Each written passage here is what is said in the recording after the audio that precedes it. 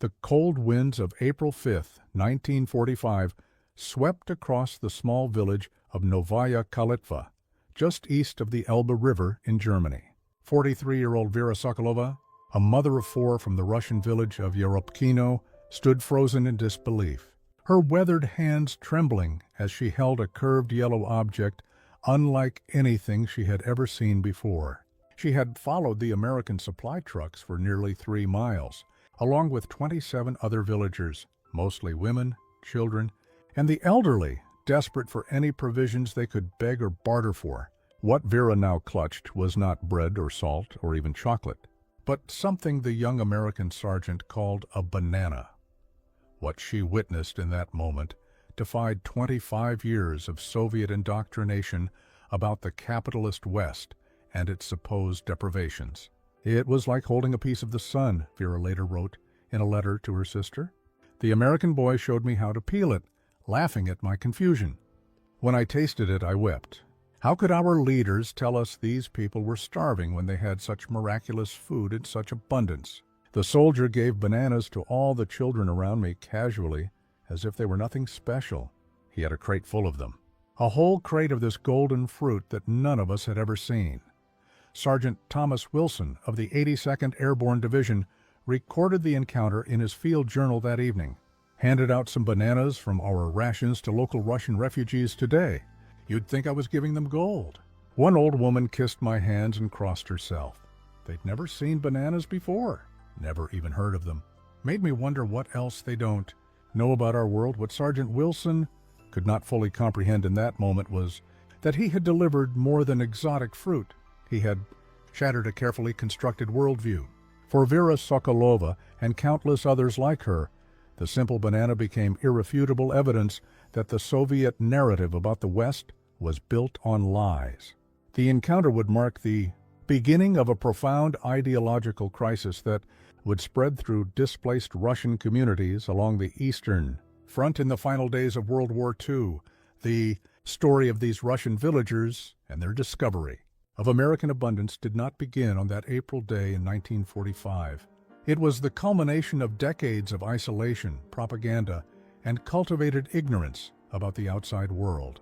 Since the Bolshevik Revolution of 1917, the Soviet Union had engaged in one of history's most comprehensive information control campaigns. Citizens like Vera Sokolova grew up with a very specific understanding of the capitalist West, a world supposedly plagued by unemployment, starvation, and exploitation. Soviet propaganda painted America as a land where the wealthy thrived at the direct expense of an impoverished working class. Newspapers like Pravda and radio broadcasts regularly reported on breadlines in New York, unemployed workers in Chicago, and starving farmers in California. The Great Depression had provided particularly fertile ground for this narrative. Throughout the 1930s, Soviet media amplified every economic hardship in America while carefully concealing the horrors of their own famines, particularly the Holodomor that claimed the lives of millions of Ukrainians between 1932 and 1933. Posters displayed in factories, schools, and village centers depicted emaciated American workers begging for jobs while fat capitalists lounged in luxury. One widely circulated image showed American children searching for food in garbage cans, while a Wall Street banker walked past, indifferent to their suffering. Nikolai Petrov, a former propaganda officer who later defected to the West, explained the strategy. We were instructed to emphasize that capitalism could produce luxury for a few, but socialism provided necessity for all. The idea that America could produce both luxury and necessity in overwhelming abundance was the most dangerous concept to our narrative. It had to be suppressed at all costs. In Vera's village of Yeropkino, located 170 kilometers south of Moscow, the local party secretary showed monthly films depicting American economic collapse. Children were taught that while Soviet citizens might face temporary hardships, these were sacrifices necessary for building a worker's paradise, while American workers faced permanent exploitation with no hope of improvement. The village school had charts comparing Soviet industrial growth with American decline, using carefully manipulated statistics to show Soviet ascendancy. By 1941, when Germany invaded the Soviet Union, Vera Sokolova and her neighbors believed with absolute certainty that while the Americans might be allies against fascism, their economic system was failing, their workers were exploited, and their agricultural production was controlled by a few rich landowners who left the masses hungry. This belief system made the abundance they would later witness all the more shocking. The military situation that led to these unusual encounters between ordinary Russians and American supply chains was equally complex. By early 1945, the Soviet Red Army had pushed westward through Poland and into Germany from the east, while American and British forces advanced from the west. This created a fluid situation where displaced Russian civilians, people evacuated from war zones, former forced laborers liberated from German factories, and refugees fleeing the fighting often found themselves in proximity to American supply lines. The numbers told a story of staggering inequality between the Allies. While Soviet troops received an average daily ration of 800 grams of bread, 100 grams of meat, and minimal supplementary items, American field rations included processed meats, canned fruits, chocolate, coffee, and cigarettes totaling more than 3,600 calories per day. A single American division required more than 22,000 gallons of fuel daily, more than some entire Soviet army groups received in a week. An American infantry division traveled with more than 600 vehicles, while many Soviet divisions still relied heavily on horse-drawn transport. Most shocking to Russian observers was the contrast in personal equipment. The average Soviet soldier carried a simple backpack with spare foot wrappings, a mess kit, ammunition, and perhaps a few personal items. The average American soldier carried a waterproof duffel bag with multiple changes of clothes, weatherproof outerwear, special combat boots with replaceable soles, personal hygiene kits including razors and toothbrushes, and even items like chewing gum and candy.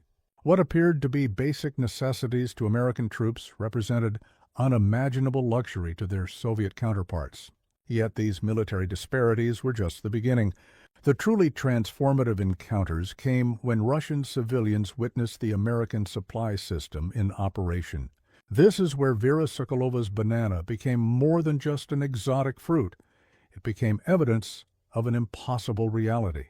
The journey of discovery for Vera and her fellow villagers continued well beyond that initial encounter with Sergeant Wilson and his crate of bananas. 3 days after receiving the mysterious fruit, Vera and 16 other women from surrounding communities followed the American supply trucks to a forward distribution point near Gardelegen. What they witnessed there would permanently alter their understanding of the world. We stood on a small hill overlooking their supply area, Vera recounted, in a post-war interview conducted by a Soviet repatriation commission in 1947. There were hundreds of trucks, more vehicles than I had seen in my entire life. They were unloading crates and crates of food, stacking them higher than a man could reach. I remember Elena Kuznetsova next to me kept saying, "It cannot be real. It cannot be real," but it was real. We watched soldiers complaining about having chicken again instead of beef. They wanted beef! In our village, we had not seen proper meat for 3 years, and these men were disappointed to receive chicken. Captain Robert Hendricks, who oversaw that supply depot, noted in his weekly report, continuing problem with local refugees watching distribution activities, security concerns minimal, but creates traffic issues when they gather at the perimeter. Most appear to be displaced Russians. Have instructed men not to encourage them by giving handouts. But this is difficult to enforce as many of the women and children appear malnourished. What Captain Hendricks failed to recognize was that these observers were experiencing something far more significant than a quest for food. They were witnessing the collapse of their ideological foundations. The supply depot contained evidence that contradicted everything they had been taught about the capitalist West. Ivan Kuznetsov, a former school teacher from Smolensk who had been conscripted into factory work by the Germans before being liberated by advancing Allied forces, kept a detailed diary of his observations near an American supply line in April 1945. His entries reveal the progressive stages of discovery and disillusionment. April 7, 1945. the Americans throw away food that would feed a Russian family for a week. Today I saw a soldier discard a tin of meat because he said it was too fatty. I retrieved it when no one was looking. It contained more meat than I had seen in 2 years. April 9th, 1945. Each American truck carries more gasoline than our entire collective farm received in a month. They leave their engines running when stopped. Such waste would mean prison at home. April 12th, 1945. The Negro soldiers are the most surprising. In Moscow films, they were always shown as poor and oppressed. Yet here they have the same food, the same cigarettes, the same equipment as the white soldiers. One gave me a pair of boots today. Better boots than I have ever owned. He had 3 pairs and considered these old. April 17th, 1945. The Americans established a new field hospital today. In 3 hours, they created a medical facility better equipped than our regional hospital in Smolensk. The doctors have machines I do not recognize. Every soldier carries medical packets with drugs we have never seen. They gave aspirin to anyone with a headache, pills that would be reserved for serious operations at home, perhaps most devastating.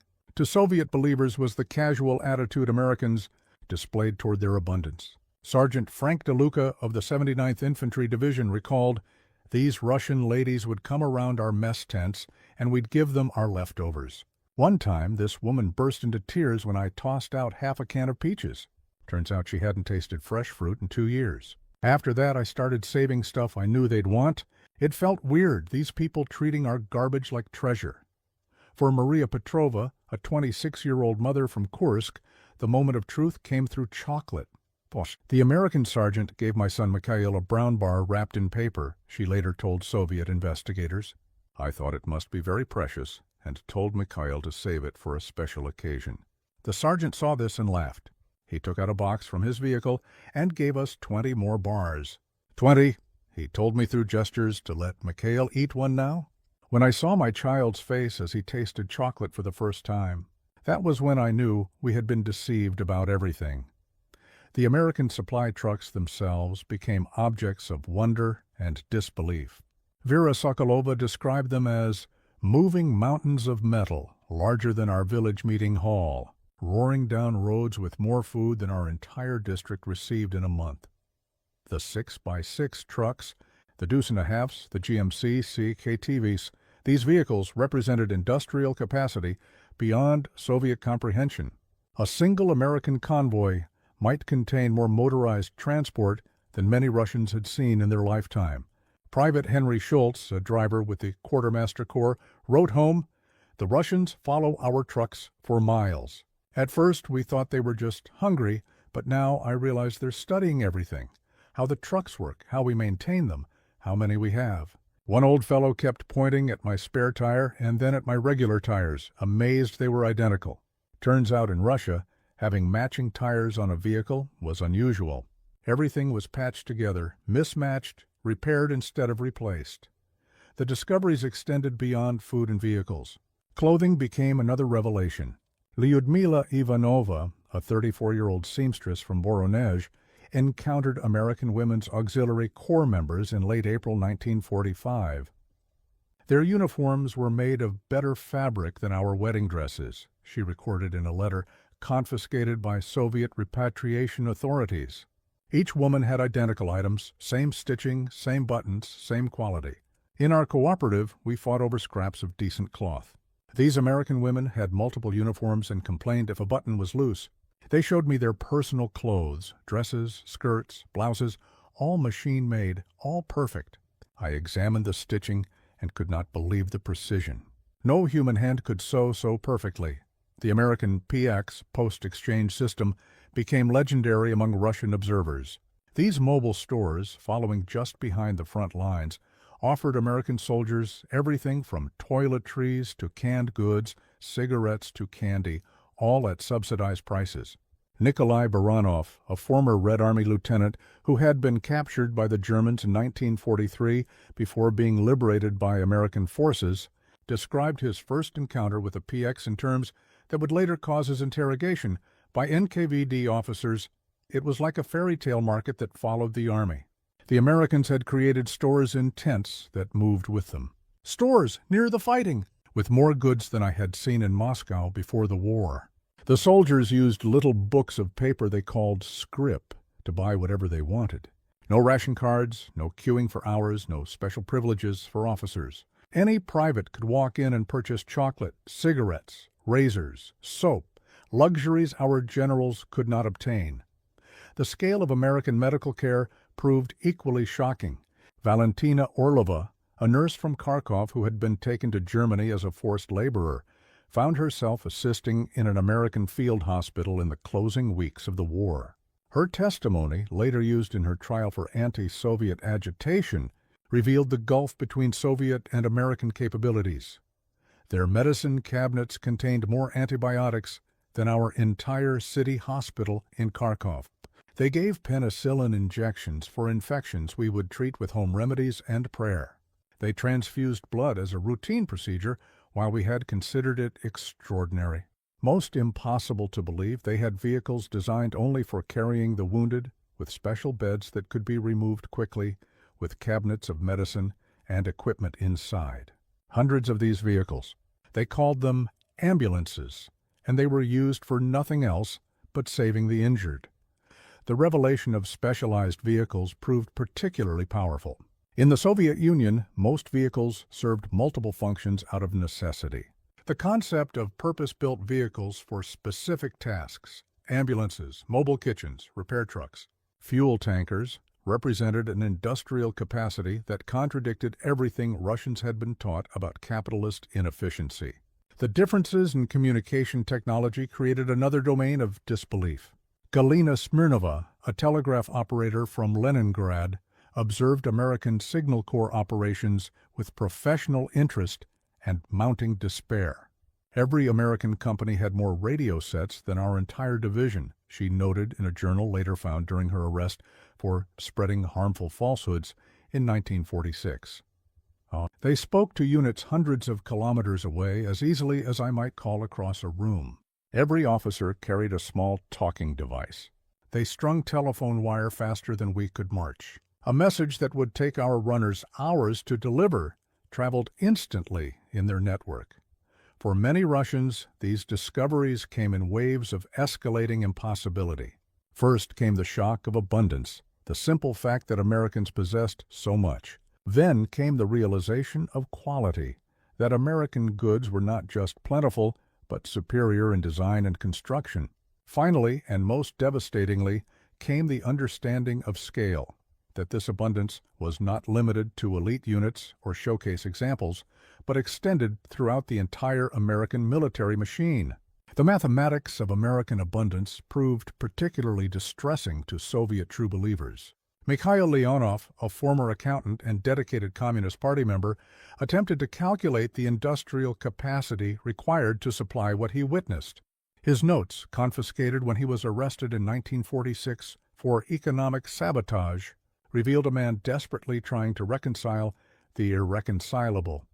If each American soldier receives one chocolate bar daily, observed minimum, and there are approximately 1,500,000 American soldiers in Europe, estimated, this would require 45 million chocolate bars monthly. The Soviet Union's entire pre-war chocolate production was less than 12 million units annually. How can a failing capitalist economy produce such quantities? I have recalculated 17 times. It cannot be propaganda. The chocolate exists. I have held it, tasted it. As spring turned to early summer in 1945, the evidence of American industrial might became overwhelming for even the most committed Soviet patriots. The sheer scale of the American war machine, the endless convoys of trucks, the warehouses of supplies, the constant flow of new equipment, presented irrefutable proof that contradicted decades of Soviet economic teachings. The moment of truth for many Russians came through the American waste they witnessed. Sergeant William O'Brien of the Quartermaster Corps recalled, "We had orders to burn excess supplies before relocating our depot. Standard procedure, if we couldn't transport it, we destroyed it." I was supervising the burning of about 2,000 pounds of canned goods, uniforms, and cigarettes when I noticed a group of Russians watching from the tree line. One old man walked right up to the fire, reached in, and pulled out a burning can of ham. Burned his hands pretty bad, but he kept holding that can like it was worth more than his skin. I had to stop the burning after that. Couldn't do it with them watching. The burning of excess supplies became a particularly powerful symbol of American abundance. For people who had survived on strict rationing for years, who had carefully saved every scrap and reused every container, the sight of Americans deliberately destroying usable goods was almost incomprehensible. It suggested not just abundance, but superabundance, a nation so wealthy it could afford to waste what others desperately needed. Ivan Petrov, a mechanic from Smolensk, described watching Americans discard vehicles. They had a truck with a broken axle. In Russia, we would have worked for days to repair it. 20 men would labor over that one axle. The Americans examined it for 10 minutes, declared it too damaged, removed some parts, and pushed the entire truck into a ravine. Then they simply took another truck from their supply. They had so many trucks, they treated them like matches. Use one, throw it away, take another.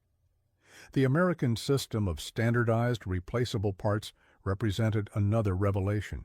Dmitry Volkov, an aircraft mechanic who had worked in Soviet factories before the war, watched American maintenance operations with professional amazement. They did not repair, they replaced. A damaged radio was not fixed. The entire unit was removed and a new one installed in minutes. The damaged one was sent back to a central depot.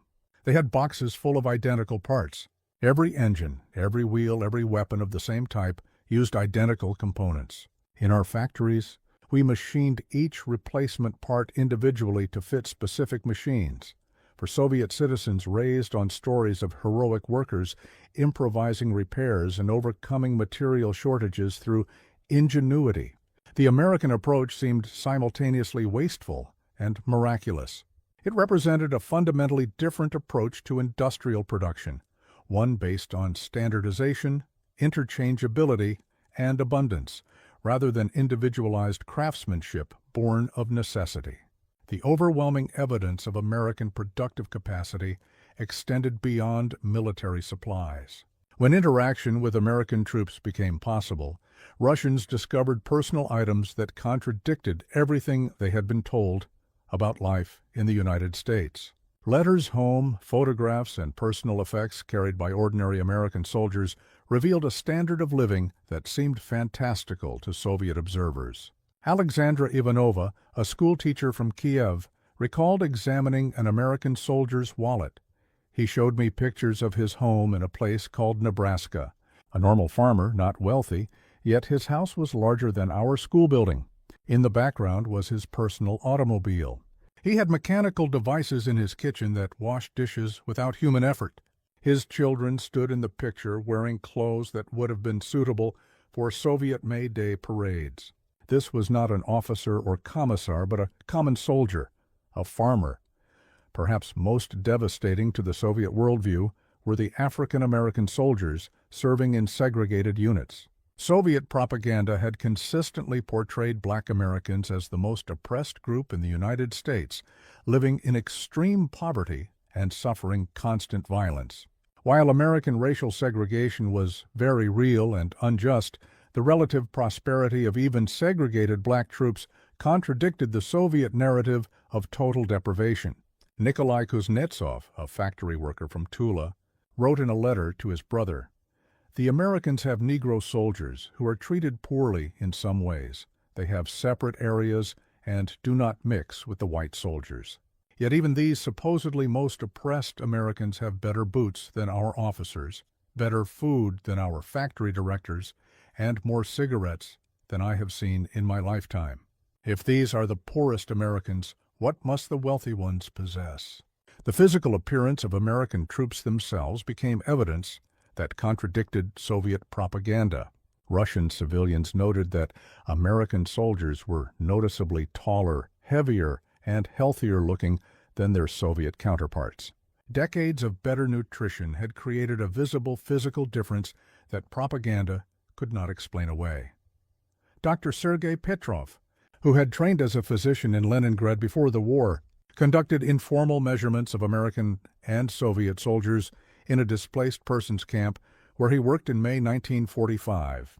His records, which would later lead to his arrest, showed that the average American soldier was nearly 7 centimeters taller and 11 kilograms heavier than his Soviet counterpart. American soldiers had fewer visible dental problems, better eyesight, and significantly lower rates of vitamin deficiency diseases. "The bodies tell a story no propaganda can hide," Dr. Petrov wrote. These physical differences cannot be explained by genetics alone. They reflect 20 years of differing nutritional standards. The Americans have grown up with abundant protein, calcium, and vitamins that our citizens can only dream about. A single generation of such dietary differences has produced men who appear to belong to different species. The evidence of American abundance created a crisis of faith for many Soviet citizens, particularly those who had been true believers in the communist system. Decades of sacrifice had been justified with promises that socialism would eventually produce greater abundance than capitalism. The visible evidence of American wealth shattered this narrative completely. For Vera Sokolova, who had begun our story with her discovery of the banana, the psychological transformation came gradually over several weeks of interaction with American supply operations. Her letters, carefully hidden and only discovered after her death in 1983, documented her struggling thought process. April 10, 1945. Perhaps what we see is special supplies for their best troops. Our propaganda says they treat most of their people poorly while showing visitors only their successes. Perhaps these are showcase units. April 15, 1945. I have now seen 17 different American units. All have the same abundance. This cannot be just for show. There are too many of them, too much consistency. Every American vehicle is full of food, equipment, medicines. No special units, no special treatment I can detect. April 22, 1945. Today I found discarded American newspapers with pictures. Ordinary American homes with electric refrigerators, private automobiles, and machines that wash clothes automatically. The date shows these papers are from 1944, during the war, not before it. How can they produce such luxuries while fighting? We have nothing in our villages, even in peacetime. April 30th, 1945. I must face the truth. Everything we were told about the capitalist West was lies. Their workers live better than our party officials. Their abundance is real and extends to ordinary people. What does this mean about everything we have believed? What was the purpose of our suffering, if not to build something better than capitalism? Have we endured so much for nothing? The psychological impact of these discoveries varied among different Russians. The oldest generation, those who remembered pre-revolutionary Russia, often found their long-suppressed doubts confirmed. Middle-aged true believers like Vera experienced profound crises of faith. The youngest, who had known only Soviet education and propaganda, sometimes rejected the evidence entirely, unable to reconcile it with their foundational beliefs. Dmitry Alexandrov, a political officer with a Soviet repatriation commission, reported to his NKVD handlers in June 1945. The contamination from exposure to American material conditions is nearly impossible to contain. Those who have witnessed American supply operations develop a syndrome of symptoms. First disbelief, then calculation, then despair, and finally a dangerous resignation. They stop believing in our economic future. They question everything they were taught. They become carriers of ideological infection, spreading doubt among their communities. The most dangerous are not those who openly praise America, but those who simply state facts about what they have seen. How many trucks? How much food? What quality of equipment? These objective observations undermine decades of political education. The Soviet authorities recognized the danger these first-hand observations presented to their ideological control. As the war ended and repatriation of displaced Russians began, special NKVD units were assigned to identify and isolate those who had been contaminated by extensive exposure to Western abundance. Returning Soviet citizens faced intensive questioning about what they had witnessed abroad. with those showing too much knowledge of Western conditions frequently sent to filtration camps for re-education or charged with anti-Soviet agitation. Ironically, the Soviet response confirmed what many witnesses already suspected, that the regime feared the truth about Western productive capacity more than almost any other threat. The desperate efforts to suppress and discredit these observations only reinforced their credibility among those who had seen American abundance firsthand. Letters and journals from this period reveal the profound transformations experienced by ordinary Russians who encountered American supply systems. Nikolai Smirnov, a carpenter from Vyazma, wrote to his cousin in June 1945, "I will likely never see you again after writing this letter, but the truth must be preserved. Everything we sacrificed for, everything we believed about our superior system, was based on lies. The Americans live like czars, not just their leaders, but their ordinary workers. They have more food than they can eat, more clothes than they can wear, machines to do their labor, medicines for every illness. We told ourselves our poverty was necessary, temporary, a sacrifice for the future. I have seen the future, cousin, and it is not ours." For some, like Vera Sokolova, the revelations led not to rejection of socialist ideals, but to a profound sense of betrayal by Soviet leadership. "I still believe workers should control their destiny," she wrote in her final smuggled letter. "I still believe wealth should benefit all, not just a privileged few. But I now know we were lied to about what capitalism actually provides to its ordinary citizens. The American factory worker lives better than our highest officials. This is the fact our leaders hide from us, the reason they forbid travel and control all information. They fear comparison more than any foreign army. The lasting impact of these encounters extended far beyond the immediate post-war period. Russians who had witnessed American abundance firsthand became reluctant repositories of forbidden knowledge in post-war Soviet society. Unable to speak openly about their observations without risking arrest, they nevertheless transmitted their experiences through whispered conversations, coded references, and private family discussions. Anna Kuznetsova, Vera Sokolova's daughter, recalled in a 1991 interview, "Mother never spoke directly about what she saw with the Americans. It was too dangerous. But throughout my childhood, whenever government officials made claims about Soviet economic achievements or Western deprivation, she would get a certain look on her face. Sometimes she would say, 'Remember the banana story,' which was our family's code for questioning official narratives. Only after Gorbachev's glasnost did she tell me the full story of what she witnessed in 1945. Those brief encounters with American abundance in 1945 planted seeds of doubt that would germinate through generations of Soviet citizens. The gap between official propaganda and first-hand observations created a legacy of skepticism that contributed to the ultimate collapse of Soviet ideological control decades later. The Americans themselves rarely understood the profound impact their casual abundance had on Russian observers. For American troops, the well-supplied nature of their forces was normal, expected, unremarkable. Few recognized that they were serving as inadvertent ambassadors of an economic reality that contradicted everything their Soviet allies had been taught. Colonel Robert Patterson, who served with American occupation forces in Germany, reflected in his 1972 memoir, "We thought the Russians were impressed by our weapons, our vehicles, our tactical capabilities. Only years later did I realize what really shook them was our supply system. They could comprehend our tanks and planes. They had those too. What they couldn't comprehend was the endless flow of material, the standardized parts, the sheer volume of everything from K-rations to medical supplies. We revealed American industrial, might not through our fighting ability, but through our logistical train, the most boring, unglamorous part of our military, the banana that Vera Sokolova held on that April day in 1945. Was more than exotic fruit. It was tangible evidence of a world that wasn't supposed to exist according to everything she had been taught. The simple curved yellow fruit became symbolic of a larger truth, that ordinary Americans enjoyed access to global products. that their supply systems could deliver perishable items to the front lines, that their abundance extended even to non-essential luxury foods during wartime.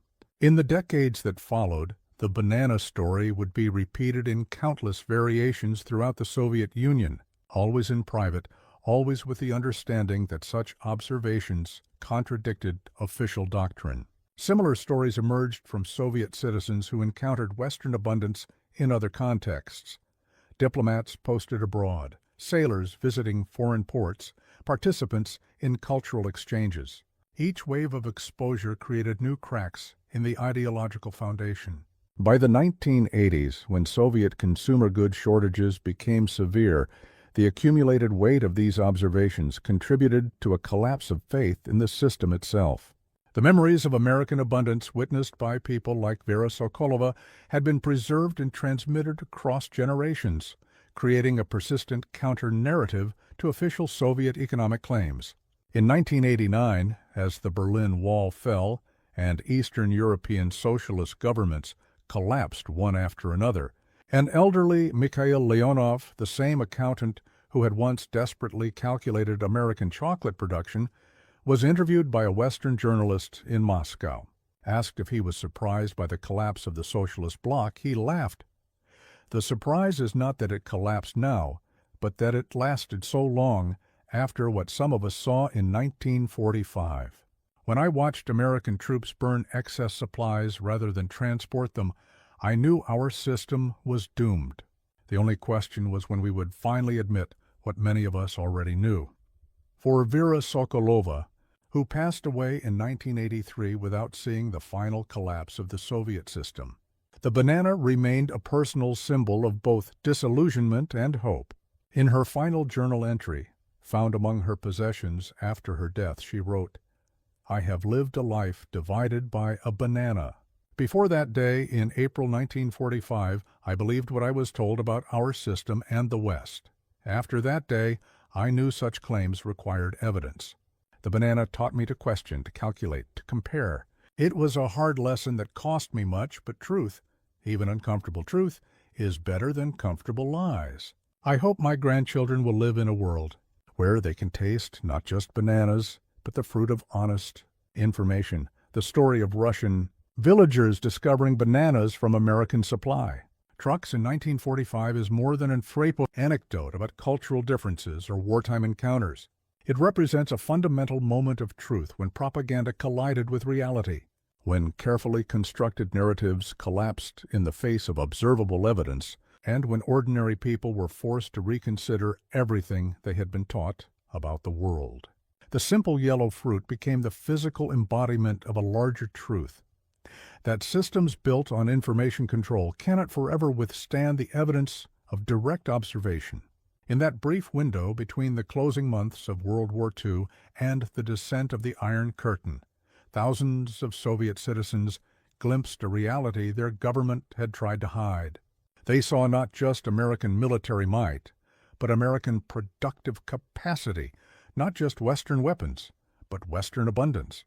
What they witnessed contradicted decades of propaganda about capitalism's inevitable collapse and socialism's inevitable triumph. The evidence came not through arguments or theories, but through bananas, chocolate bars, matched tires, standardized parts, and the casual disposal of goods that would have been treasures in their homeland.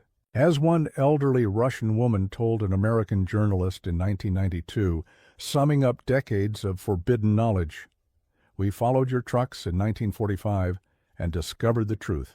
Your wealth was not just in banks or factories, but in the pockets of ordinary soldiers, in the food they discarded, in the vehicles they abandoned as worthless. We saw the impossible, workers who lived better under capitalism than our highest officials lived under communism. We could not speak this truth for decades, but we never forgot it. The banana showed us what was possible." The cold wind cut through Lieutenant Colonel James Burton's woolen uniform as he stood on the ridge overlooking the Belgian countryside on December 12, 1944. 3 days before what would become known as the Battle of the Bulge, the American officer watched as his maintenance crews worked feverishly on a line of M4 Sherman tanks. What caught his attention wasn't the tanks themselves. He'd seen hundreds since landing at Normandy 6 months earlier, but the reaction of the German panzer commander they had captured during a skirmish the previous day. Oberst Wilhelm Sauer stood silent, his face a mask of confusion, as he watched American mechanics swap out an entire Sherman engine in less than 45 minutes. The German officer had spent 3 years commanding the feared Panther tanks, machines the Reich's propaganda ministry had declared invincible against anything the Americans could field. Yet here he stood, witnessing what should have been impossible, a complete power pack replacement performed by 2 mechanics with basic tools, out in the open, under combat conditions. Impossible, Sauer muttered in accented English, shaking his head. Our Panthers require a factory team, special equipment, at least 2 days of work. His eyes narrowed at the sight of standardized parts being unloaded from ordinary supply trucks, identical engines, transmissions, and road wheels that could be interchanged between any Sherman in the battalion. Burton noted the exact moment when the German officer's professional composure cracked. It wasn't during combat. It wasn't witnessing superior firepower. It was watching the casual efficiency of American logistics in action. What Sauer saw defied 6 years of indoctrination about American industrial inferiority. As the engine roared to life and the Sherman prepared to rejoin the front, Burton heard the German whisper something that would stay with him forever. "We are not fighting an army. We are fighting a factory." Throughout the early years of World War II, German propaganda had carefully cultivated an image of technological superiority. Joseph Goebbels's Ministry of Propaganda released weekly newsreels showcasing the fearsome Panthers and Tigers, describing them as invulnerable steel fortresses that would crush inferior American armor. German soldiers were told that Sherman tanks were Ronson-lighters, a reference to the popular cigarette lighter brand whose slogan promised it would light first every time. The implication was clear: hit a Sherman and it would burst into flames. The statistical comparisons German officers were shown painted a convincing picture. On paper, the technical specifications seemed to confirm their superiority. The Panther's 75mm high-velocity gun could penetrate a Sherman's armor at 1,800 meters. Its sloped frontal armor, between 80 and 100 millimeters thick, could withstand hits from the Sherman's 75mm gun except at point-blank range. The Panther weighed 45 tons compared to the Sherman's 30 tons, had wider tracks for better ground pressure distribution, and boasted a more powerful engine. What these comparisons deliberately omitted was everything that happened before and after combat. The story of industrial capacity, logistics, maintenance, and reliability never appeared in Wehrmacht training materials. By 1944, Germany was producing approximately 250 Panthers per month at peak capacity. During that same period, American factories were rolling out over 800 Sherman tanks monthly. The Panther required an average of 192 man-hours of maintenance for every 100 kilometers driven. The Sherman? Just 40 man-hours. These realities were carefully hidden from German tank crews. Officers like Oberst Sauer were products of a system that emphasized tactical excellence while downplaying strategic weaknesses. When captured and confronted with the reality of American industrial might, many experienced what American intelligence officers called the Detroit shock, the sudden realization that Germany had been outproduced, not just outfought. The 21st Panzer Division that Sauer commanded had begun 1944 with 97 Panther tanks. By December, they were down to 17 operational vehicles, with 23 awaiting parts that would never arrive. The American 2nd Armored Division facing them had lost similar numbers, but had received 137 replacement Shermans during the same period. The mathematics of defeat were written in standardized parts and shipping manifests long before they were settled on the battlefield. Major Thomas Reynolds had been tasked with debriefing captured German tank commanders and technical staff. His reports, filed meticulously throughout late 1944, revealed a pattern of disbelief followed by demoralization as prisoners witnessed American logistics in action. "The prisoners cannot comprehend our approach to maintenance," Reynolds wrote on October 3, 1944.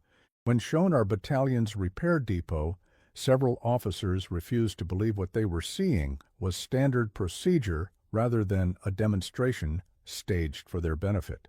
What the German officers witnessed at these repair facilities defied everything they had been taught about American industrial capability. A Sherman with a damaged engine could be back in action within hours.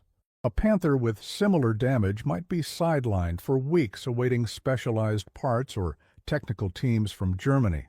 The contrast wasn't just in design philosophy, it represented fundamentally different approaches to industrial warfare.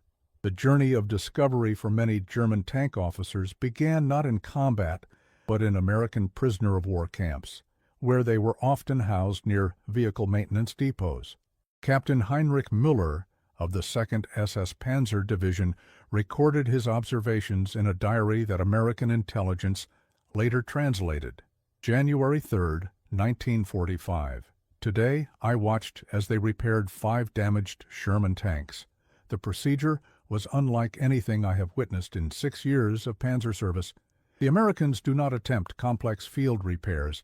Instead, they simply remove entire assemblies, engine, transmission, even entire turrets, and replace them with new or rebuilt components.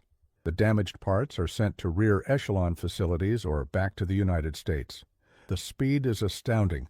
A tank that our workshops would consider a write-off is returned to combat within hours.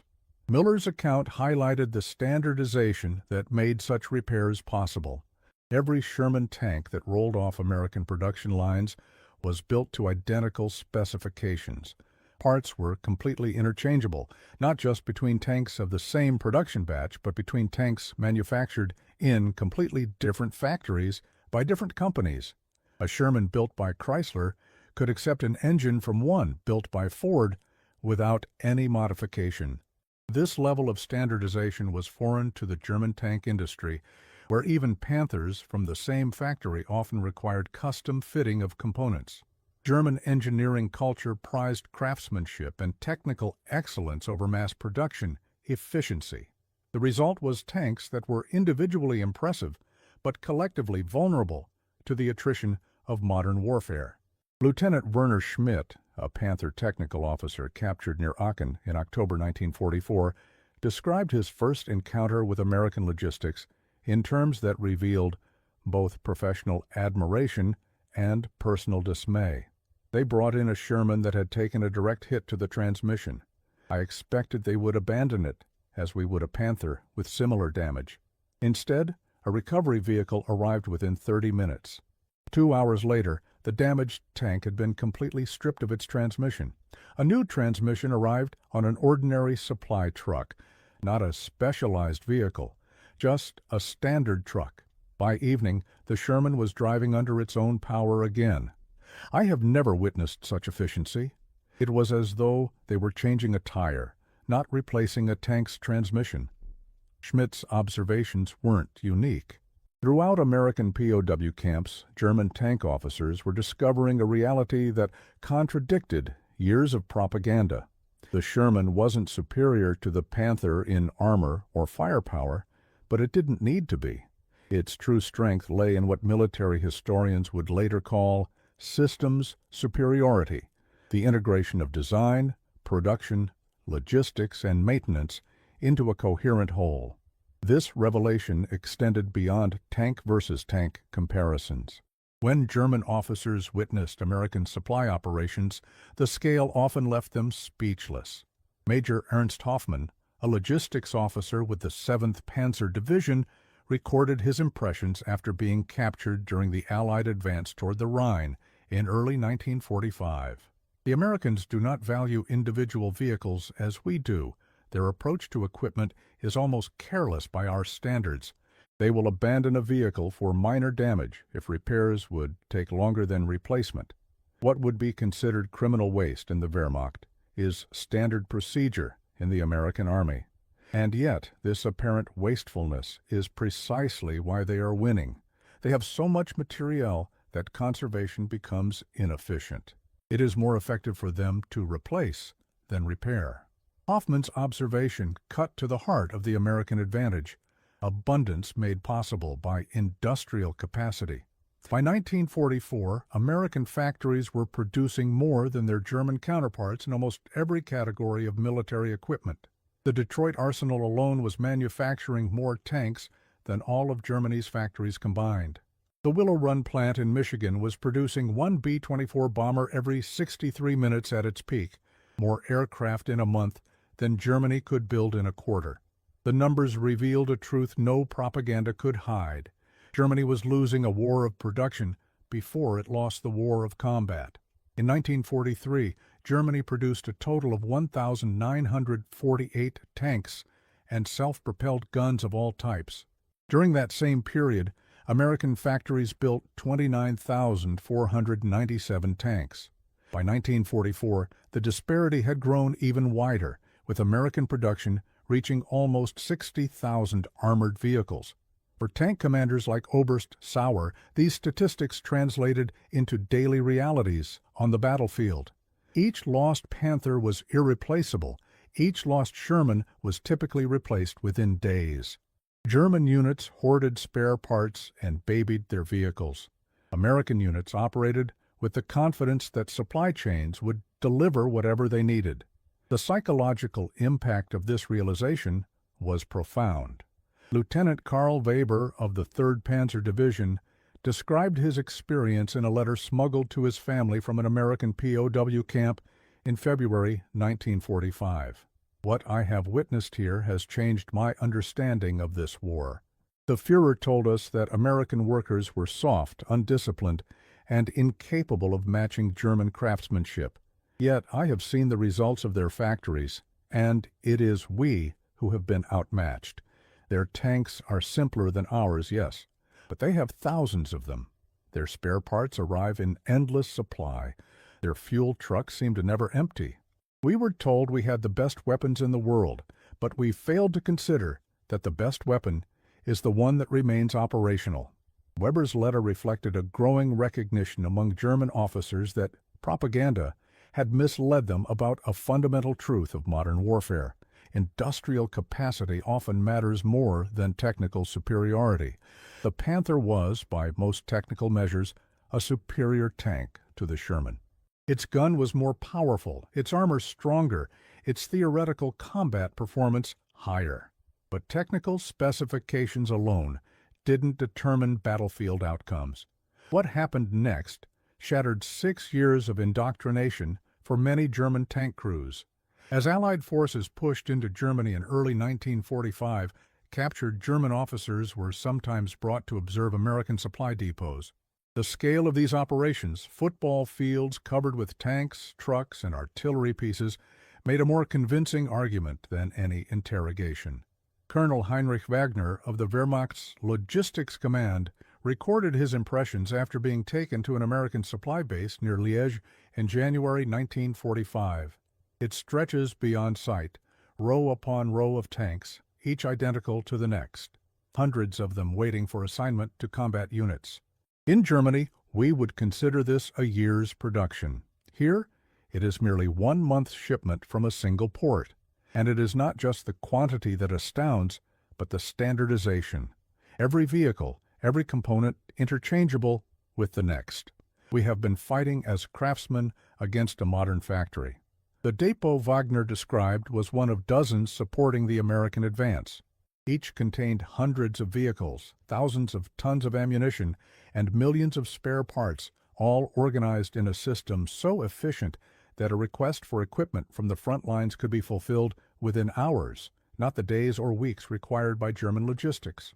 German officers witnessing these depots often experienced what psychologists would now recognize as cognitive dissonance, the mental discomfort that occurs when existing beliefs clash with new evidence. Their training had taught them that German engineering and discipline would overcome American material advantage. The reality before their eyes told a different story. Major Dieter Schultz, a Panther Battalion commander captured during the Battle of the Bulge, described this psychological transformation in a post-war interview. "We had convinced ourselves that superior training and superior machines would prevail. When I saw my first American repair depot, I realized we had fundamentally misunderstood the nature of modern war. The Americans had created not just tanks, but a system for building them by the thousands, repairing them rapidly, and supplying them continuously. Against such a system, individual tank quality became almost irrelevant." This system approach extended to the Sherman's design itself. While German engineers pursued technical perfection with the Panther, creating a tank that was theoretically superior but practically fragile, American engineers designed the Sherman for mass production and ease of maintenance. The Sherman's twin advantages of standardization and simplicity became increasingly apparent as the war progressed. By early 1945, American maintenance units had developed a routine that seemed magical to German observers. A Sherman with a damaged engine could be back in action within 4 hours. The process was almost industrial in its efficiency. The damaged tank would arrive at a maintenance depot, the engine deck would be removed with standardized tools, the power pack extracted using a simple crane, a new power pack installed, and the tank returned to combat. This routine was possible because every component of the Sherman had been designed for rapid replacement. The power pack, engine, and transmission combined could be extracted as a single unit. Road wheels were attached with standardized bolts. Even the turret could be lifted from one tank and placed on another if necessary. This level of standardization meant that a maintenance crew could keep a battalion of Shermans operational with minimal specialized training and a single set of tools. In contrast, German Panther tanks required specialized equipment and highly trained technicians for even routine maintenance. The interleaved road wheel design, while providing excellent ground pressure distribution, meant that replacing a single damaged inner wheel required removing multiple outer wheels first. The sophisticated transmission, prone to failure in combat conditions, could only be accessed by removing the turret, a procedure requiring a specialized crane and several days of work. These differences in maintenance requirements translated directly into combat availability. American divisions typically reported 75 to 90% of their Sherman tanks operational at any given time. German Panther units rarely achieved higher than 45% availability, even in quiet sectors. During active operations, these numbers could drop below 25% due to breakdowns rather than enemy action. Lieutenant Colonel James Burton, who had watched Oberst Sauer's reaction to American maintenance procedures, documented this disparity in a report filed in February 1945. The 3rd Armored Division entered combat in Normandy with 232 Sherman tanks. Over the following 6 months, they lost 164 tanks to enemy action and mechanical failure. Yet on January 1, 1945, the division reported 221 operational tanks. The replacement system functioned so effectively that losses barely affected combat strength.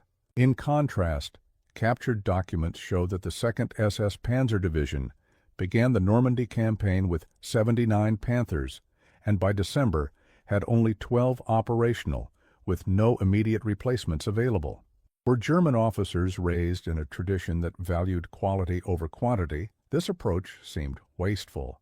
But it reflected a fundamental difference in industrial philosophy. Germany, with limited resources and industrial capacity, had to make each tank count. America, with vast industrial capabilities, could optimize for production volume and simplicity of maintenance rather than individual tank performance. This disparity extended to the factories themselves. The Detroit Tank Arsenal, built specifically to manufacture Sherman tanks, employed a production system modeled after automotive assembly lines. At peak capacity, it could produce a complete Sherman tank every 30 minutes. Workers required minimal specialized training, and the entire process was designed to use standardized, interchangeable components. German Panther production centered at the MAN factory in Nuremberg and several smaller facilities, never achieved anything approaching this efficiency. Each Panther required almost 3 times the man-hours of a Sherman, and the sophisticated components demanded skilled labor that became increasingly scarce as the war progressed. By 1944, Panther production was further hampered by strategic bombing and resource shortages, forcing compromises in material quality that reduced reliability even further. The results were predictable. Between 1942 and 1945, American factories produced 49,234 Sherman tanks of all variants. Germany managed to build just 5,531 Panthers during the entire war. This production gap meant that for every Panther lost, almost 10 new Shermans could take its place. Captain Friedrich Weber, a technical officer with the 21st Panzer Division, recorded his astonishment at American production capacity in a diary entry dated March 10, 1945. Today, an American intelligence officer showed me production figures that I initially refused to believe. When pressed, he presented documentation from their War Production Board confirming that in December 1944 alone, they manufactured over 2,000 tanks. I asked how many factories were involved in this effort. 11 major facilities, he answered, plus component suppliers. Our entire Reich struggles to produce 300 Panthers in a good month, using resources stripped from every corner of occupied Europe. This single discovery proved the war was already lost long before the final battles were fought. German industry, even at its peak in controlling resources from the Atlantic to the Urals, could not match American production. The mathematics of defeat were written not in tactical mistakes, but in production schedules and industrial capacity. For many captured German officers, this realization brought a complex mix of emotions: relief that their defeats weren't due to personal or unit failures, anger at the propaganda that had misled them, and a grudging respect for American industrial prowess. Colonel Erich Brandhauer, a Panzer Training School commander captured in April 1945, expressed this transformation in a letter to a fellow officer. They have shown me their tank factories, not in photographs, but in actual production figures and supply statistics. If I had known in 1942 what I know now, I would have advised surrender. We have been fighting a nation that produces more tanks in a month than we can in a year, more aircraft in a week than we can in a month. Our tactical excellence and superior designs were irrelevant against such numbers. The tragedy is that our leadership must have known this and chose to lie to us and to themselves. The impact of this production disparity was felt most acutely by frontline maintenance units.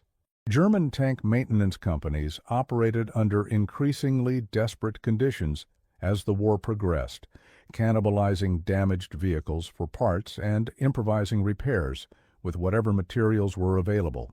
American maintenance units, by contrast, often discarded components that German crews would have struggled for days to salvage. Major Hans Dietrich, a maintenance officer with the 2nd Panzer Division, described this contrast after being captured in January 1945. Their approach to damaged vehicles shocked me. A Sherman with a cracked cylinder block, a repairable condition in our units, though it might take a week of work, was simply abandoned. The crew was issued a new tank within hours. The damaged Sherman was towed to a collection point where usable components were removed and the rest scrapped. What we would consider criminal waste, they treated as routine efficiency, and they were right. Their system delivered more combat power than our careful conservation ever could. This casual abundance extended to every aspect of American logistics. German prisoners reported astonishment at seeing entire fields covered with spare parts, warehouses filled with new tanks, and supply columns stretching for kilometers, all protected by complete air superiority that German forces could no longer challenge. The psychological impact was devastating. Officers trained to believe in German technological superiority were confronted with evidence that their best efforts were mathematically futile. No tactical brilliance could overcome a 10-to-1 production disadvantage. No engineering excellence could compensate for chronic part shortages. Hauptmann Werner Kurtz of the Panzer-Lehr Division captured this sentiment in a letter smuggled from an American POW camp in April 1945. We were taught that American equipment was inferior, mass-produced by unskilled workers, designed for quantity rather than quality. What they never told us was that quantity has a quality all its own. A single Panther might defeat 3 Shermans, but they always had 5 more waiting. Their tanks were simpler, yes, but they were everywhere, always operational, always supplied with fuel and ammunition. Ours were technically superior, but broken down, out of fuel, waiting for spare parts that never came. Which, then, was truly the superior tank? Kurtz's question cut to the heart of the matter. Tank effectiveness couldn't be measured solely by armor thickness or gun penetration. The true measure was availability, reliability, and sustainability, areas where the Sherman decisively outperformed the Panther. The evidence became overwhelming as the war entered its final months. American forces advancing into Germany encountered hundreds of abandoned Panthers, not destroyed in combat but immobilized by mechanical failures or fuel shortages. A Third Army report from March 1945 noted finding 67 Panther tanks abandoned between the Rhine and Ruhr rivers, 51 of them with mechanical failures rather than combat damage. Most showed signs of attempted field repairs abandoned due to lack of parts or specialized tools. These abandoned tanks represented the failure of an entire approach to warfare, one that emphasized technical superiority over industrial capacity and maintenance simplicity.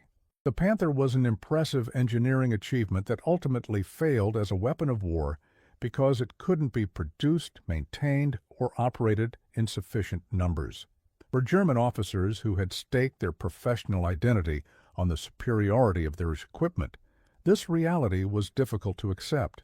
Many initially rejected the evidence before their eyes, claiming that what they were seeing was propaganda or exceptional cases rather than standard American procedure. Colonel Maximilian Wolf, commander of a Panther battalion in the 1st SS Panzer Division, recorded this transition from denial to acceptance in a post-war memoir. I refused to believe what the American officers were telling me about their production numbers. It seemed impossible that any nation could build machines at such a rate. Then they showed me the shipping manifests, hundreds of pages documenting the arrival of tanks, vehicles, aircraft, and supplies at European ports. The scale was beyond anything I had imagined. In that moment, I understood they had been fighting a fundamentally different war than we were. We focused on building the best possible tanks. They focused on building more tanks than we could possibly destroy. This realization often led to a complete reevaluation of the war experience. Officers who had blamed defeats on tactical mistakes or local supply issues now recognized that no amount of tactical brilliance could have overcome the fundamental strategic imbalance. Germany had been outproduced, not outfought. The mathematics of this imbalance were stark. By 1944, American factories were producing almost 30,000 aircraft annually compared to Germany's 15,000. The disparity in ground vehicles was even greater. 227,000 American tanks, trucks, and self-propelled guns versus Germany's 27,000. Even accounting for Soviet production and British contributions, the Western Allies alone outproduced the Axis powers by more than 3-to-1 in most major equipment categories. For tank crews, these abstract numbers translated into daily realities. German units hoarded ammunition for fear of running out. American units fired liberally, knowing resupply was assured. German mechanics struggled to keep vehicles running with inadequate tools and parts. American maintenance units swapped entire engines rather than attempt time-consuming repairs. The transformation of belief was perhaps most dramatic among German technical officers, the engineers and maintenance specialists who understood better than anyone the challenges of keeping complex machinery operational under combat conditions. Major Heinrich Bosch, a technical officer with the Panzer Training School at Putlos, described his evolution in thinking after being captured in May 1945.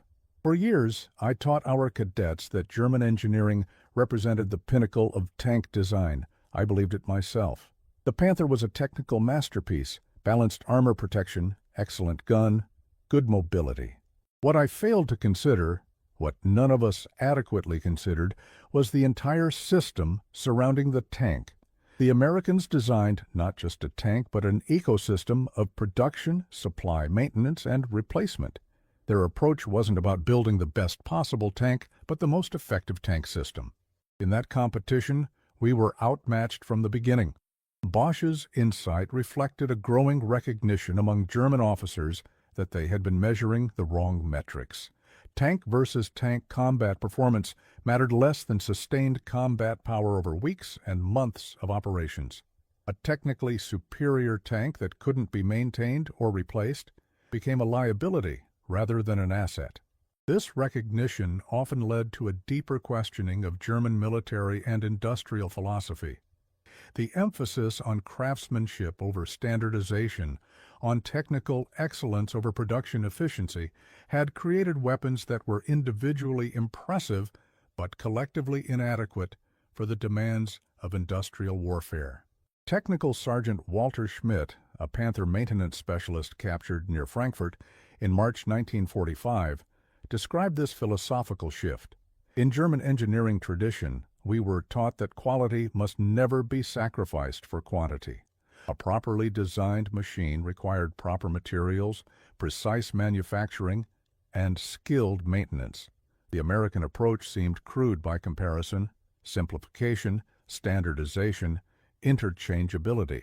Yet their crude approach put thousands of tanks in the field, while our quality approach left units at half strength. I have had to reconsider everything I was taught about engineering principles.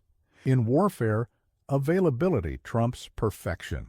Schmidt's observation highlighted a cultural difference in industrial philosophy that extended beyond tank design to the entire war effort. German industry, even under Albert Speer's rationalization programs, never fully embraced mass production techniques. American industry had been built on these principles from the beginning. The result was predictable. By 1945, German industry was producing sophisticated weapons in insufficient quantities, while American factories were flooding the battlefield with standardized equipment that could be easily maintained and replaced. The technical sophistication of German tanks became irrelevant when they were outnumbered 10-1 by tanks that rarely broke down and could be quickly repaired when they did. For many captured German officers, this realization led to a profound sense of betrayal. They had been sent into combat believing in the superiority of their equipment, only to discover that technical specifications were just one factor in a much more complex equation. Captain Friedrich Müller of the 3rd Panzer Division expressed this sentiment in a letter written from captivity in April 1945. We were told that American tanks were technically inferior, poorly designed, poorly built, poorly armed. What they didn't tell us was that technical specifications don't win wars. A Sherman with its inferior gun and armor was still deadly when it appeared in groups of 5 or 10, still effective when it could be repaired in hours rather than days, still dangerous when its numbers seemed endless. We had the better tank, but the worse tank system, and in the end, the system mattered more than the individual machine. The psychological transformation didn't end with the war. Many former Panzer officers who emigrated to the United States or worked with American occupation forces found themselves students of the industrial system they had once fought against. The lessons of standardization, mass production, and systems thinking influenced post-war German industry as it rebuilt from the devastation of defeat. Hans Eberhard, a former Panther Battalion technical officer who later worked for Volkswagen, described this transformation in a 1965 interview. What I learned from American industrial methods changed my entire approach to engineering. Before the war, I believed that quality required complexity, that mass production inevitably meant inferior products. My experience as a prisoner of war, seeing American logistics and production capabilities firsthand, taught me otherwise. When I joined Volkswagen in 1952, I brought these lessons with me: standardization, simplification, design for manufacture, and maintenance. The economic miracle of post-war Germany owes much to lessons learned from our former enemies. Eberhard wasn't alone. Across rebuilding Germany, engineers and industrialists who had experienced the Detroit shock as prisoners of war applied American production principles to create one of the most remarkable economic recoveries in history. Companies like Volkswagen, BMW, and Daimler-Benz adopted mass production techniques while maintaining their tradition of engineering excellence, creating a synthesis that would eventually make German industry competitive again on the world stage. The story of the Panther versus the Sherman thus extends far beyond the battlefields of World War II. It represents a clash not just of tanks, but of industrial philosophies, German craftsmanship versus American mass production. In that clash, the American approach proved decisively superior for the conditions of industrial warfare. Today, preserved examples of both tanks can be found in museums around the world. The Panther still impresses with its sloped armor, high-velocity gun, and imposing presence. Technical enthusiasts still admire its sophisticated engineering and theoretical performance advantages. The Sherman, by comparison, often seems underwhelming, smaller, lighter-armed, less imposing. Yet the numbers tell the true story. Of the 5,531 Panthers built, fewer than 20 survive today in running condition. Of the nearly 50,000 Shermans, hundreds remain operational, their simple, standardized components still serviceable after 75 years. Even in preservation, the Sherman's advantages of simplicity and standardization continue to prove their worth. The lessons of this industrial contest continue to influence military procurement and design philosophy today. Modern tank development programs balance performance against producibility, technical sophistication against maintenance requirements, individual capability against fleet sustainability. The tension between German and American approaches to equipment design has evolved into a more nuanced synthesis, recognizing that both quality and quantity have their place in military effectiveness. For the veterans who experienced this contest firsthand, the lessons were often deeply personal. Wilhelm Sauer, the Panzer colonel who watched American mechanics swap a Sherman engine in 45 minutes, emigrated to the United States in 1957 and eventually worked as a consultant for defense contractors. In a 1978 interview, he reflected on his wartime experience.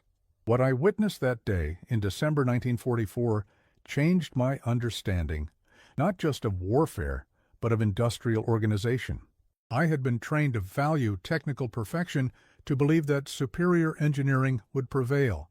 What the Americans taught us, through their tanks, their logistics, their production capacity, was that systems thinking trumps component thinking. The Sherman wasn't a better tank than the Panther, but it was part of a better system, and in modern warfare, the system is what ultimately matters.